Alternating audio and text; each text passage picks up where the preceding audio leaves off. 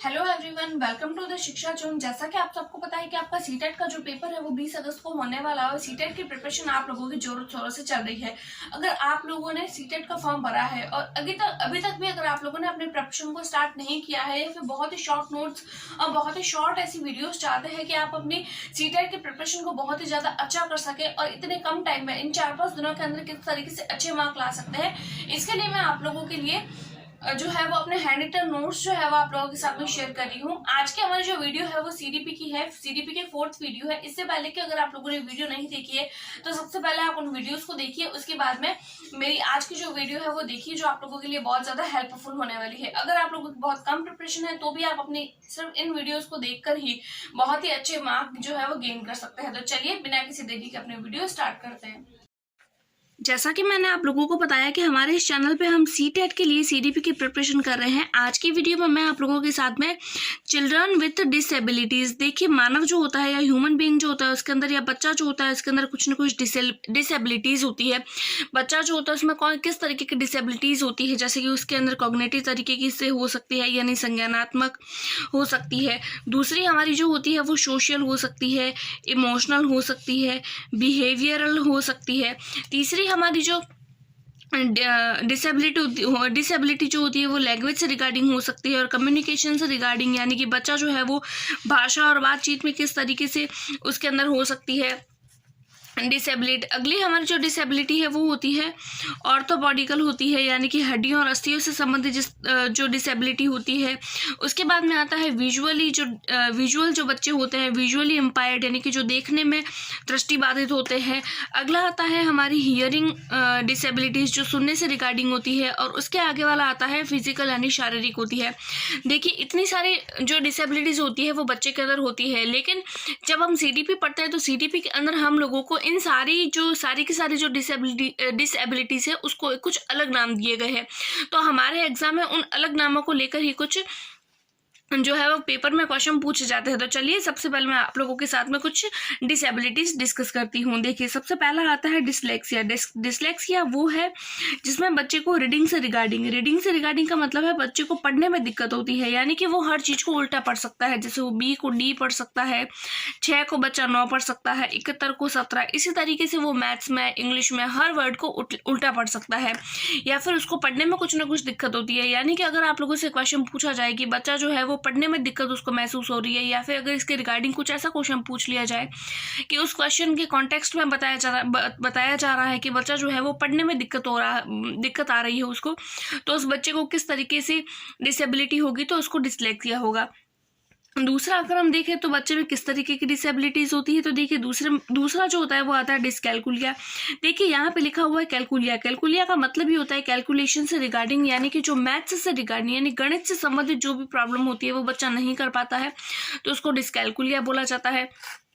उसके बाद में आता है अफेजिया का मतलब होता है जो लैंग्वेज को समझने में या बोलने से संबंधित जो भी डिसेबिलिटीज होती है, अफेजिया। मान लीजिए हमसे क्वेश्चन पूछ लिया जाता है कि एक बच्चा जो है वो समाज में या किसी के भी सामने बोलने से हकलाता है, या सामने वाले की बात को समझने में जो है वो उसको दिक्कत आ रही है, तो निम्नलिखित में से कौन सी डिसेबिलिटीज बच्चे में पाई जाती है। तो 4 ऑप्शन दे दिए जाएंगे। हमें पता होना चाहिए कि समझने में और बोलने में लैंग्वेज से रिगार्डिंग आ रहा है तो अफेजिया। इस तरीके से हमें की पॉइंट्स पकड़ने हैं और की पॉइंट्स को पकड़ते हुए ही हमें आंसर तक निकलना है। देखिए ये अगर आप लोग नोट्स जो है वो अपने नोटबुक में नोट कर लेते हैं तो जो आप लोगों के लिए बहुत ज़्यादा बेनिफिशियल होंगे और अपने जो है वो क्विक रिवीजन में बहुत ज़्यादा हेल्प करने वाले हैं।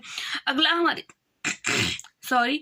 हमारी जो डिसेबिलिटीज आती है वो आती है डिस्ग्राफिया। देखिए ग्राफिया का मतलब होता है जो राइटिंग से रिलेटेड होती है, यानी बच्चा अगर कुछ भी लिखने में अगर वो बच्चा इस तरीके से लिख रहा है कि बच्चे की जो हमें लिखावट है वो ही समझ नहीं आती है, तो उसको हम बोलते हैं ग्राफिया। यानी ग्राफ में हम क्या करते हैं, हम ग्राफ में लिखते ही तो है, कुछ ना कुछ ग्राफ बनाते हैं, तो उसमें हमको कुछ ना कुछ लिखना पड़ता है। तो इस तरीके से ट्रिक से भी आप इसको लर्न रख सकते हैं। अगली हमारी जो डिसेबिलिटीज आती है वो आती है ADHD। देखिए कई बार हमें इसकी फुल फॉर्म भी पूछ ली जाती है कि ADHD की फुल फॉर्म क्या होती है। तो देखिए हमको याद रखना है कि attention deficit hyper active disorder. देखिए कई बार हम लोगों से इसकी फुल फॉर्म पूछी जाती है। इसका मतलब क्या है? हाइपर एक्टिव डेफिसिट डिसऑर्डर, यानी ध्यान केंद्रित विकार जो होता है। ध्यान केंद्रित का मतलब है कि बच्चा जो है वो ज़्यादा देर तक एक जगह पर टिककर ध्यान केंद्रित नहीं कर सकता, यानी उसका ध्यान जो है वो छोटी मोटी बातों से भी जल्दी जो है वो यहाँ वहाँ डाइवर्ट हो जाता है। तो इस डिसेबिलिटी से रिगार्डिंग किस तरीके से क्वेश्चन पूछा जाएगा? तो यहाँ पूछा जा सकता है कि एक बालक है, इसके कॉन्टेक्स्ट में पूछा जाएगा कि मान लीजिए आप छठी क्लास के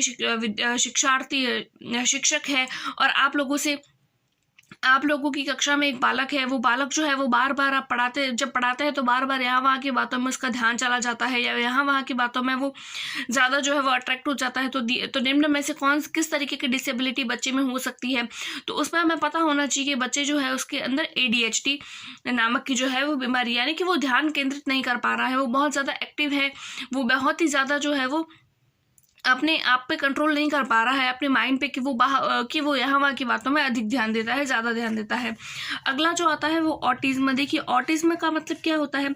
ऑटिज्म का मतलब होता है प्रॉब्लम इन कम्युनिकेशन। कम्युनिकेशन का मतलब है इस प्रकार की डिसेबिलिटीज में क्या होता है? बच्चा जो है वो कम्युनिकेट नहीं कर पाता है, समाज में जो है वो किसी से भी बात नहीं कर पाता है, या फिर वो हकलाता है कई बार बात करते हुए, या फिर वो बच्चा जो है वो सोशल नहीं हो पाता है, यानी समाज में वो जो है वो ज़्यादा घुलना और मिलना पसंद नहीं करता है।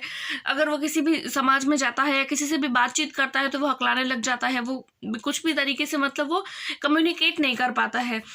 अगला हमारा जो डिसेबिलिटीज आती है वो आती है डिसमॉर्फिया। देखिए मॉर्फिया का मतलब ही जिस तरीके से हमें इस वर्ड को देखकर ही समझ आ रहा है कि मॉर्फिया का मतलब होता है मॉर्फोलॉजी ऑफ बॉडी, यानी कि बच्चा जो है वो किसी की भी बॉडी को देखकर कंफ्यूज हो जाता है।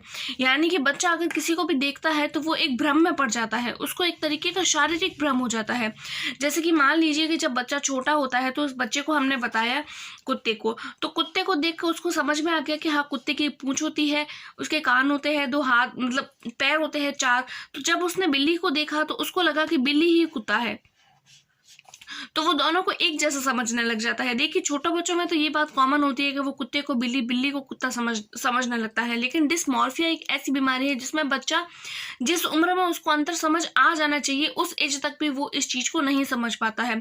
तो इस तरीके का जो होता है वो डिसएबिलिटी जो होती है उसको डिसमॉर्फिया बोलते हैं। अगली हमारा जो देखिए अगर एग्जाम्पल बताऊँ मैं आप लोगों को, वो आता है चूहा गिलहरी। यानी कि बच्चे जो है जब वो चूहे को देखता है तो उसको लगता है गिलहरी जा रही है, गिलहरी देखता है तो वो चूहे को तो उसको लगता है कि चूहा आ रहा है, यानी वो इन दोनों का जो शरीर है उनको देख वो भ्रम में पड़ जाता है।